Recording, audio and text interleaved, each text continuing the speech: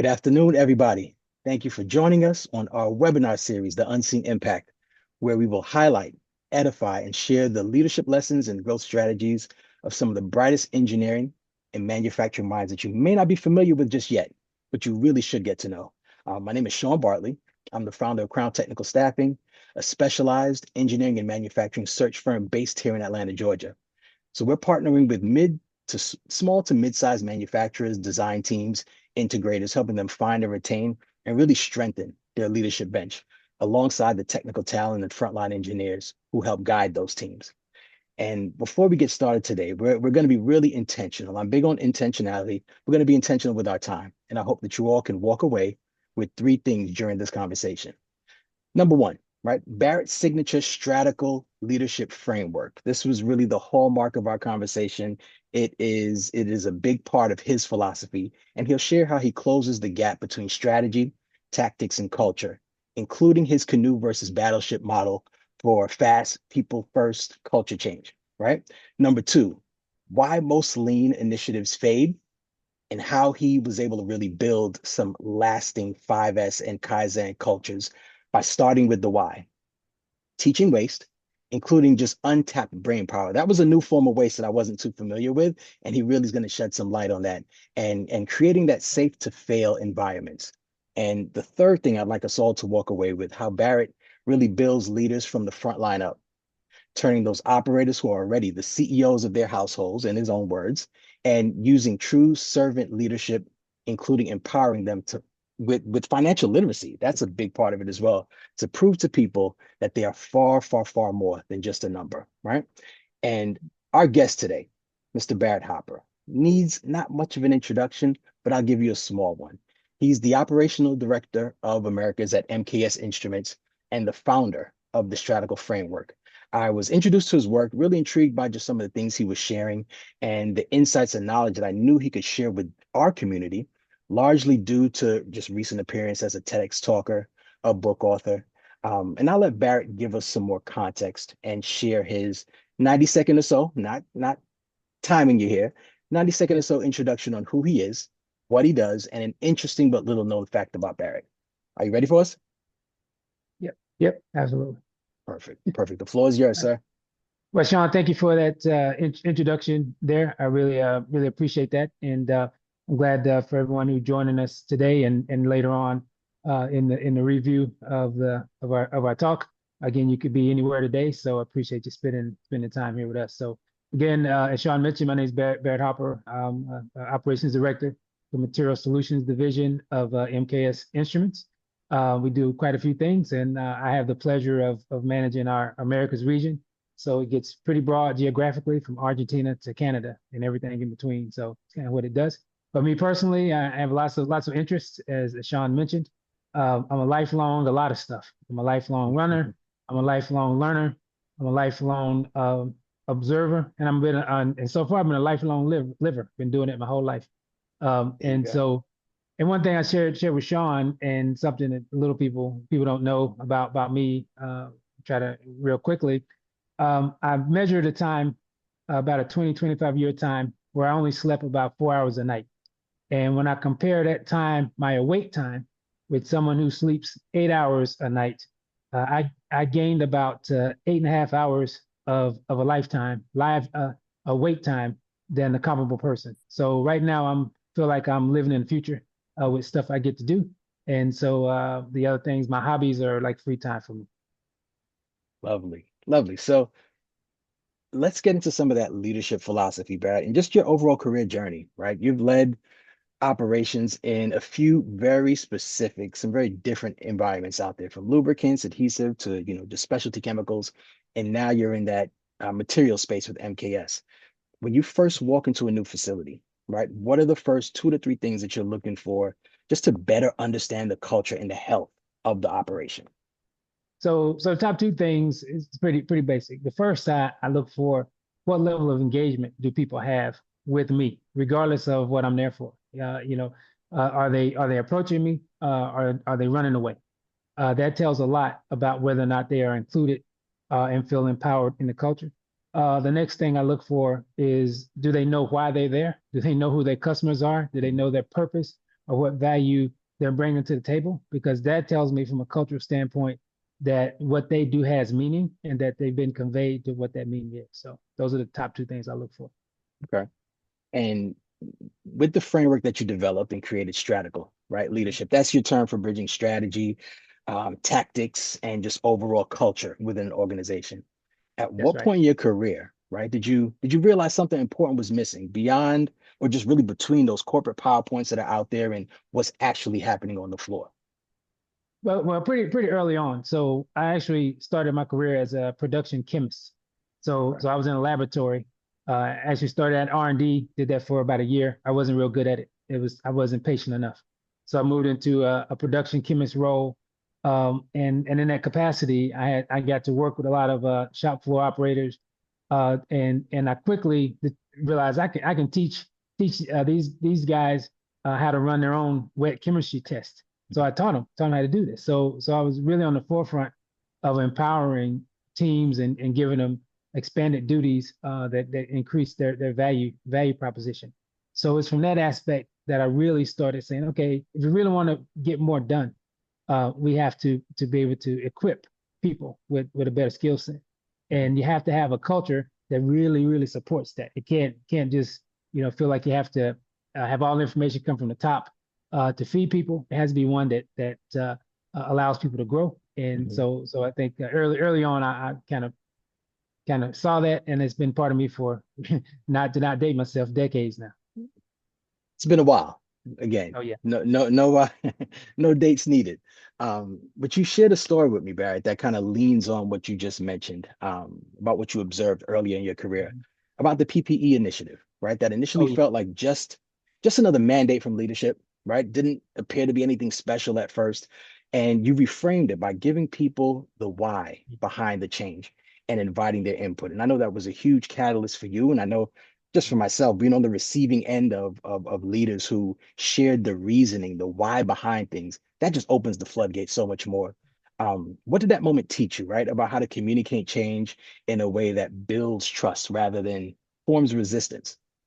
Yeah. So as I mentioned to you, Sean, we had a case, another part of the region where someone had gotten injured. They hit their Mm, head on underneath some stuff, had a pretty good dash. And so our reaction was to, okay, let's just kind of mandate this across our global platform, anyone that has that risk.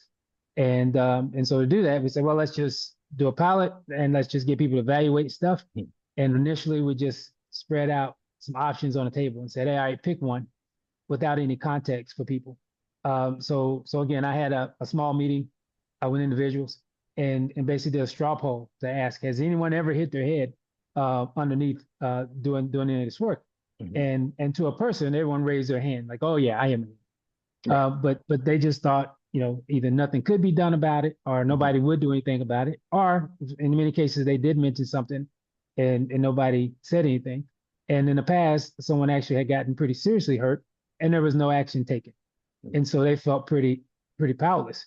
So I explained to them that, the whole initiative is really around getting their feedback, whether or not this is something that's necessary, whether it's Mhm. something that is a big problem, and because we're there to really make it better for them, not to put burdens on them. Mhm. And that changed the whole perspective from, okay, let me just take another mandate, another program, to like, you know what, my opinion is really valued. So let me give an honest opinion based on what I'm observing, and so again, it kind of hit home or hammered home the fact that the power lies into the conversation. The power lies into to really being sincere about people mattering to you, and if you're really sincere about it, people know that. If you're insincere, Mhm. they know that too. Mhm. But it's 100%. that sincerity that gets results. Yeah. Yeah. And you mentioned culture being a big part of that Oh yeah, sincerity, right? If leadership yeah, doesn't have that, all of this just goes out the window, right? So you're talking about the culture just more as a less of a slogan, more as the glue between the strategy and the tactics that yeah, you, yeah. put in place. Walk us through that canoe metaphor. You mentioned, Oh yeah. canoes versus battleships, and I thought that was an interesting one because it's again new concept. How focusing on one canoe at a time has helped you accelerate cultural Yeah. change in multi-site organizations. Yeah, so often, people try to say how difficult culture change is. Oh, it's hard to change the culture here. It's like turning a battleship in the ocean. It takes miles for that Hmm. battleship to turn around. And I've always been thought contrary to that because as you mentioned, I say everyone has their own individual canoe. By that, they Hmm. have their own purpose that they're there for, their own thing they're looking for, that they're their own what's in it for me in each person. So what I look at is, okay, how can I get some quick wins and start those canoes turning in the direction I need them to turn? And once you start getting that momentum, even the ones who are resistant to change, they fall into the wake of the ones that are turning. So I say you turn one canoe at a time, and when you do that, you can actually make culture change on a dime. It's really not as hard as people say it is. Hmm. It's just really it's in that approach. And we're going to dig more into just some of the ways that culture change is not necessarily hammered home at certain Yeah. organizations, right? And what you've done differently. But really, at this time, I want to ensure we're getting value, right? Because Barrett is sharing insights, some frameworks, and I want to make sure that this is not just falling upon either deaf ears or non-engaged ears, right? So I want to make sure we're getting value in the three objectives that we set out in the beginning of our conversation. I hope it's getting a little clearer, right? So this is just interactive in this part. In this is part. Put an emoji in the chat. Just let us know you're following along. Share a lesson. You could type that out. Share a lesson or two that you might have gotten from the conversation so far, something that it might have sparked an interest in your mind to, hey, I want to learn more a little bit more about this. So we can have active and engaged, participation, right? I love to hear the nuggets you guys all share in the chat. Sometimes you DM me, sometimes you write about it, email, and it's always cool to hear what you're getting from it. The best way to connect with Barrett, of course, is via email. His email is in the chat as well if you're so inclined, right, to want to share your perspective, share your expertise on the next session of the Unseen Impact, my calendar, my email is also located there in the chat as well. And we're going to jump into just a few strategic insights that Barrett has shared, specifically around lean and that stratical format that you mentioned. When you're introducing lean or stratical into a new plant, right, whether it's the US, I know you've worked in Slovenia, China, all over the globe. What are just some of the first concrete moves that you're making in the first 90 days so that operators feel like this is for them and just not something done to them? Yeah, so there's a couple ways with that. So first of all, lean and those type of methodologies cannot be a program. If it's just a program, then you can go ahead and kill it at the door. It's full Mhm. stop. It's not going past that. It really has to be embraced as a business practice, as how you function, how you operate, and that's really tied into culture. So lean is really about an empowerment and engaging culture. That's what you want to get. So for me, I often have what I call a town hall, but not a town hall with me just sitting on the stage and people spouting out questions or me giving Right. my agenda, but a literal town hall where we're all around in a circle in chairs and we talk. And what we talk about is why are they really there? Not because Mhm. they love the company or they like their coworkers. That's great if that's part of it. But there's a reason that they come to work every day. There's a reason Mhm. that they want to get paid because we're not working for charity. They want Not to at get all. paid, paid for the work that they do, but it's something that they do with that money. The money itself means absolutely nothing.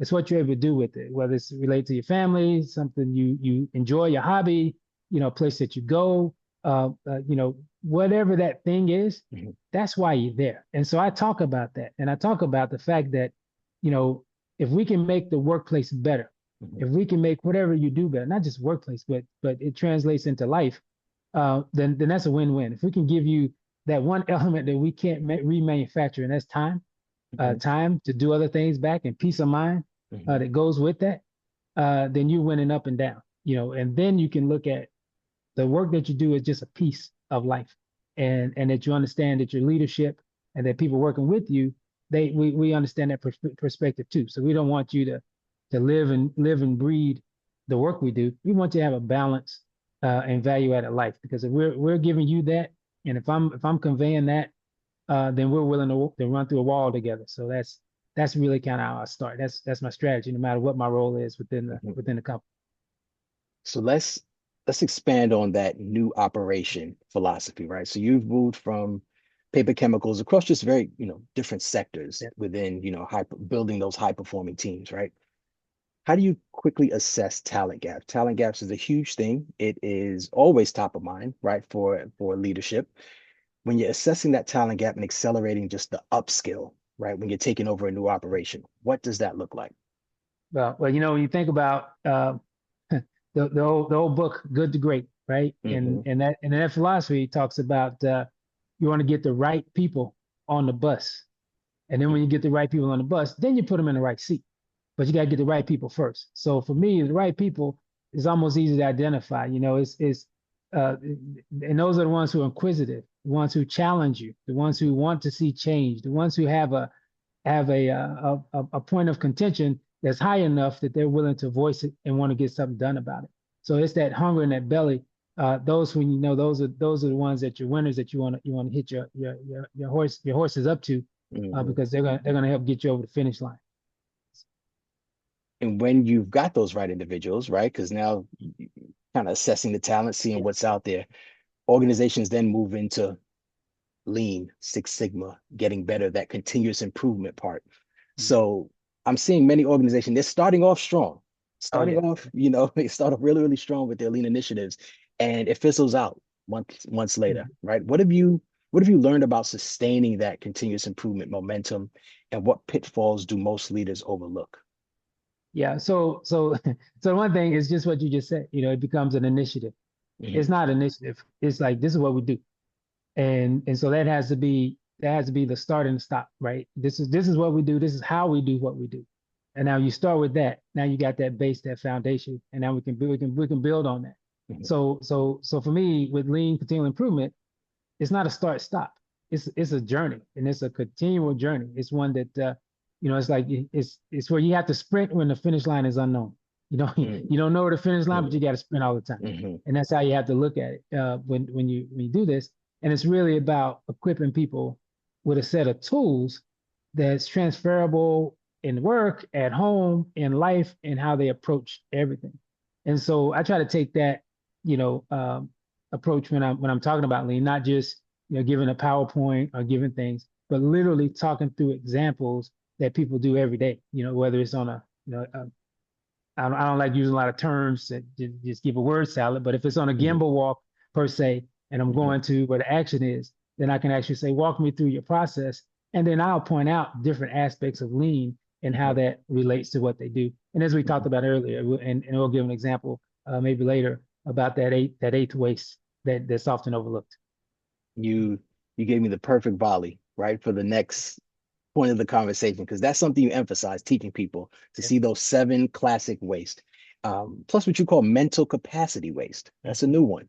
And that's the waste of not asking for people's ideas. And I think that is key. Can you kind of share that story or share a story, right, where you're tapping into that hidden capacity, which led to a breakthrough improvement at the Yeah. organization?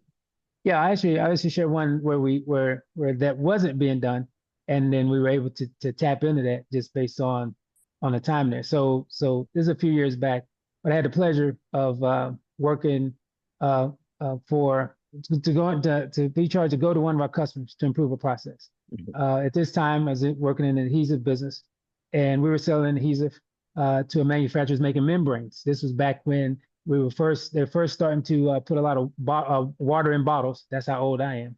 And and they used to run this through reverse osmosis, Mhm. and you use big membrane. You have to glue a bunch of them together, roll them up, and now you have this orifice that you run your water through, and you get filtration. And the problem the customer had in this is they were having leaks. So they have leaks, it's failure, it's rework. They gotta chunk some stuff because you can't pull it Mhm. apart and redo it. So it Mhm. costs a lot of money even in this process. Mhm. So I was able to go there. We looked at the process. We got all the data they had on failure rates and the process stuff, and really couldn't pinpoint anything that was missing. And as we were wrapping up the session, the Kaizen event at the end of the week, we looked at all the data, and there was one gentleman. His results were way an outlier from everybody else. The success rate from everyone was in the 80 percentile, just to make it relative. This gentleman was 98, 99%, and he worked on third shift. So at that time, I said, you know what? Let me stay a night over. I want Mhm. to I want to meet this guy on night shift and see what he Mhm. does. And so I met with him, and follow this process. And everyone did the same thing. They, put the adhesive around the membrane. They rolled up the stuff, and then they, did all the other little parts of the process. But this gentleman, he did something unique. He had a little weight, little steel weight in his pocket. He put the weight on the end of the membrane, and it kind of held it flat. And then he did the rest of his gluing, and that actually increased his success rate exponentially. And so I talked to him. I said, "Hey, where did you get this from?" I think he was from the Philippines. And he said, "Well, we used to roll banana plant leaves, and make stuff out of them." He said, "When we did that, we'd have to flatten them up, and we'd put a rock on the end of the banana things, and that would keep them from, that way we could process them." And no one ever asked him, why your success rate is so high. No one ever asked him, what was the magic behind he was doing. Nobody even asked him, why is he using this weight? Right. He's just doing it on his own. And so the end result of that, we ended up giving everybody weights and showing everyone how to do this process. Of course. And sure enough, the success rate for everyone went into the 90s and mirrored that. So that's an example of really not tapping into that mental waste and experiences of an employee, someone who's doing a task, and then actually tapping into it and getting all the gains and benefits of that in real time in real life. See, and I like the real life stories, right? Because I think that just brings it home for everybody listening, whether they are leading a team right now or that's the next stage for them in their career. These are all great strategies, right? To investigate, be inquisitive, inquire a little bit more, right? You mentioned something too. You said every operator is already the CEO of their family, right? Yeah. They're doing it. They're making the tough decisions. Why aren't we asking that at the job, right? How's that belief changed the way you identify and just develop emerging leaders that are coming up on the floor? Well, again, to be honest, it changes where I start from. It changes the starting point. Because when I lead in with that, I have a whole different perspective for the person, anybody that I'm dealing with, because we're an adults. So when you become an adult, you start adulting, those type of things you get to do. And as you mentioned, I want to put it in context for the listeners here. You really are the CEO of your life. You're making life and death decisions. Most of the time on the job, are the tasks that you're doing, they're not necessarily life and death decisions. They could be, but not all the time. But in your life, you're deciding where to eat, where to sleep, where to spend your money, where to go, how to entertain yourself. You're making all of these decisions. So when you lead that everyone that you're dealing with has that capacity, has that ability, then you treat that person differently. Then you ask those individuals different questions because they can bring some value to the table, and that's kind of what it does for me. That changes my whole perspective in my initial approach, and that's the game changer. And there are organizations right now that, startup teams, organizations, they're building out and they're struggling to grow, right? It may not be the most prosperous time for them right now. A little bit of what you just shared, right? What's one piece of a business strategy advice that you wish every founder or manager would pay closer attention to? So I would say truly listen and respond to people. So I didn't share this with you previously, but I just did a session with a group, a team, and I put whiteboards, five huge sheets, 6 huge sheets around the room, and put little subtitles. And I asked every person to go around each title and write down something there that we could do, that I could do to make their work life better. Everybody put one thing, and I said, you can put more than one thing, go whatever. It was like 20 people participating. And then once they went through, we had about, I don't know, 75, I think it was 75, 78 things. And then I asked everybody to go back. I said, go back until we get 100. I said, when we get 100, now we can trim that down to probably 50 good ones. And there's some good things we can take some action on. And so from my standpoint, the bit of advice I would give that's invaluable is to find ways of really connecting with all your constituents, and understand the value that everybody can bring to the table because they have different perspectives. They have different perspectives, different views. They have a different view. And when you open up that lens, I mean, you exponentially open yourself up to different innovation, different ideas and thoughts. I mean, I've lived it, again, many, many decades, gratefully. And so I've seen it in action. So that would be the advice I would give to anybody is is don't be a helicopter, Right. be a Land Rover and and be down where the action is with folks. And this is something that just, kind of popped up as you're speaking now, Barrett. Yeah. One thing I've noticed is the, leaders and their ability or their capacity to solve for financial or have financial Mhm. acumen and intelligence Yeah. in their decision making. Have you found that, or kind of where have you found that to be true? Just the ability to, yes, be technically sound, but from a talent standpoint, even from, an opportunity to build up individuals, where has the ability to speak from a financial acumen to where the Yeah. CFO also understands you? Yeah. How has that been able to impact and kind of build up your career? Yeah, again, for me, that's been very, very important to speak again all the functional languages. So I'm not really the typical ops guy Hmm. because I got a little bit of everything sprinkled in me, sales, marketing, HR, technical aspect, research, everything. And but from a finance piece, everyone has to be in tune that it's a business.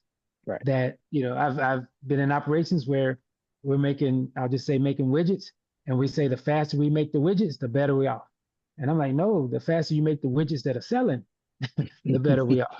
Yeah. And so everybody has to understand what the true value proposition is of the organization. What are the customers paying for? Are they paying for because we have a nice name that they like to say? Typically not.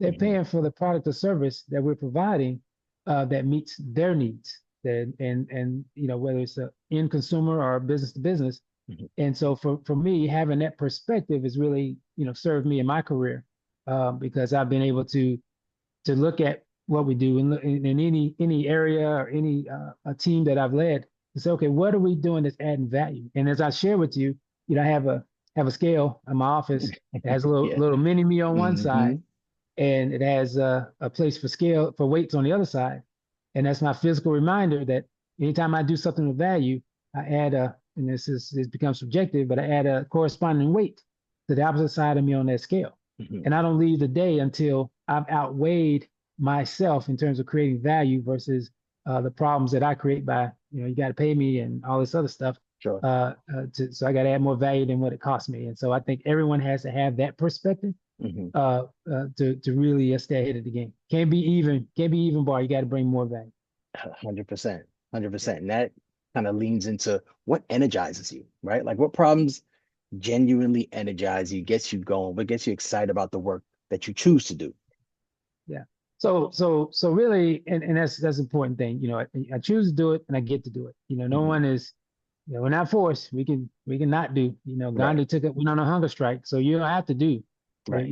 The consequence may not be good, but you don't have to do. But for me, um, I really get charged by helping people be the best that they can be. And I'll be honest with you. I mean, I've been that way my whole life. And that's no matter who I'm dealing with, whether it's a peer, a subordinate, or a leader, if I can help them be the best they can be. And sometimes that means they got to go to failure. You don't know your potential sometimes Hmm. unless you fail. It's like Hmm. going to the gym, lifting weights. You don't know you can't lift that bar until you can't lift that bar. Right. And so that's where you have to sometimes you let things go to fail, but then that's where you learn. I've learned most in when I didn't succeed than Hmm. when I did succeed. And you have to have that mindset to do that. Part of your That book that too that's is, that's yeah, yeah, yeah. yeah, no, part of your book too, right, is failing forward, right? And that Oh was yeah, that's it. one of your kind of hallmarks that I kind of learned about your story through. But what's next for you, right? I know you mentioned there's the Mhm. Stratical app, there's speaking engagements. There's so many things that you're involved in, right? What's next for you, MKS Instruments, or even just the Stratical platform? Like, what should we be looking out for? Yeah. Well, again, MKS is really a dynamic organization. We get to touch a lot of things in the semiconductor world.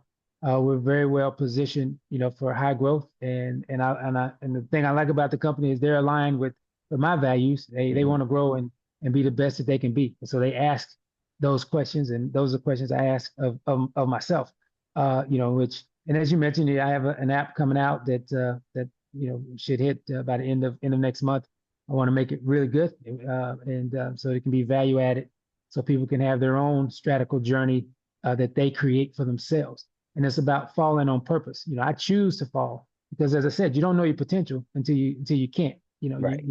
and so I would say you can until you can't. And so what's up for me, next for me, as I said, for me, I see life as a marathon, not a sprint. And as I said, the day that I can't show up, people gonna miss me because I had stuff on my calendar. So it's not gonna be an empty day. And so, well, we didn't know if he was coming or not. They're gonna say we were counting on him. Right. So it's gonna be missed. So that's kind of how I live today, and try to live each moment, man. I want to leave. Don't want to leave performance on the table, but I want to leave some stuff that's out on the horizon all the time.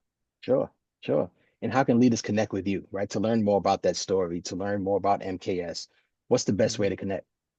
Yeah, the best way to reach me is through LinkedIn, through my LinkedIn account. I'm have some social media appearance, but I'm not an influencer, so that's not really my objective. But through LinkedIn and having genuine conversations, I'm always open for those. Like you said, you're living in the future, right? Because you Right.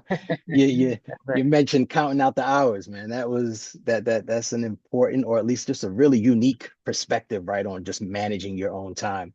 And I appreciate the conversation, Barrett. I think, at least I hope, right, that this conversation has at least enlightened, has at least, Yeah. struck up conversation with those that are listening, whether it be today or they, choose to tap in a year from now, on YouTube on our channel, they'll still be able to hear and kind of glean insights from what you're sharing. So I do appreciate the conversation. Barrett's information is in the chat. You can catch him on, as he mentioned, his LinkedIn page. I've got his email address there as well. And if you'd like to connect with me, have a deeper dive conversation, just as to how we might be able to strengthen the leadership bench of your organization, or at least introduce the right engineers and manufacturing leaders, and frontline engineers to your team, more than open to have that conversation. Stay tuned. Stay tuned for Unseen Impact. What we've got coming, we've got a lot of guests in the pipeline, and people who would like to share their expertise, and I will be posting about that shortly and soon. So again, Barrett, I really appreciate the Yeah. conversation. Thank you so much. Any closing words for you? No, Sean, again, I appreciate it from you as well, man. Thank you for your time, and hopefully we stay connected here as you continue to drive this platform. I'll definitely be following it and give you any support that I can on my side. So thanks again. Sounds like a plan. Barrett, everybody, take care. Thank you for joining us.